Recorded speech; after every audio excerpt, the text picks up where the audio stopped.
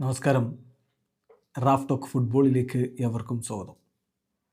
Rocket മാൻ Fede വാൽവർദയുടെ ആ goal രണ്ടാമത്തെ മിനിറ്റിലെ ആ ഫ്രീ കിക്ക് വലയിലേക്ക് തുളഞ്ഞങ്ങ് കയറുമ്പോൾ വല്ലാത്തൊരു ഫീലായിരുന്നു. പലരും ടി വിയൊക്കെ ഓണാക്കി വന്നിട്ടേ ഉണ്ടാവുകയുള്ളായിരുന്നു. അപ്പോഴേക്ക് ഗോളങ്ങ് വീണ് കഴിഞ്ഞിരുന്നു. വെടിച്ചില്ല് ഗോൾ, റോക്കറ്റ് മാൻ എന്നൊക്കെ തന്നെയാണ് റയൽ മാഡ്രിഡിൻ്റെ താരങ്ങളും ഇപ്പോൾ വിശേഷിപ്പിക്കുന്നത്. ഇപ്പോൾ ഫെഡെ വാൽവർദയുടെ ചിത്രം പങ്കുവെച്ചുകൊണ്ട് ജൂഡ് ബെല്ലിംഗാം അദ്ദേഹത്തിൻ്റെ ഇൻസ്റ്റാഗ്രാമിൽ പോസ്റ്റ് ചെയ്ത് നിങ്ങൾ കണ്ടില്ലേ, സ്റ്റോറി ഇട്ടത് ഫെഡെ വാൽവർദ എന്ന് പറഞ്ഞിട്ട് റോക്കറ്റിൻ്റെ ചിഹ്നമാണ്. റോക്കറ്റ് മാൻ. ആ ഷോട്ടിൻ്റെ ഒരു വേഗത മൂവി സ്റ്റാർ കൃത്യമായിട്ട് അവതരിപ്പിക്കുന്നുണ്ട്.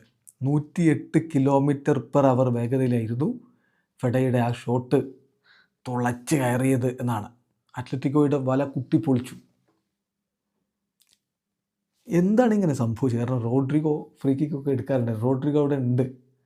എന്നിട്ട് ഫെഡ എന്താണ് അവിടുന്ന് ആ ഒരു ഫ്രീ കിക്ക് എടുക്കാനുണ്ടായ കാരണം എന്നുകൂടി റോഡ്രിഗോ കളിക്ക് ശേഷം വിശദീകരിക്കുന്നുണ്ട്. As soon as we got that free kick, ആ ഫ്രീ കിക്ക് കിട്ടിയ സമയത്ത് ഞങ്ങളെല്ലാവരും ഇമ്മീഡിയറ്റ്ലി നോക്കിയത് ഫെഡയാണ്.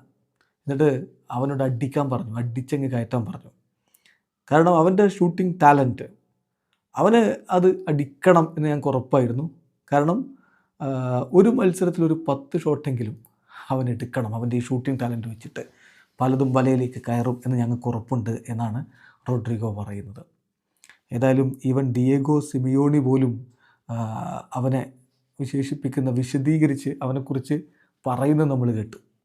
ഫെഡെ വാൽവർദയെക്കുറിച്ച് അവൻ്റെ കളി എനിക്ക് വല്ലാതെ ഇഷ്ടമായി. അതാണ് വേണ്ടത്, ഇങ്ങനെയാണ് കളിക്കുന്നത്. ഗോളും അസിസ്റ്റും കൊണ്ട് മാത്രമല്ല, വേണ്ട വിധത്തിൽ എല്ലായിടത്തും ടീമിന് വേണ്ട പോലെ അവൻ പ്രവർത്തിക്കുന്ന കാഴ്ചയാണ് ഞാൻ കളിക്കളത്തിൽ കണ്ടത്.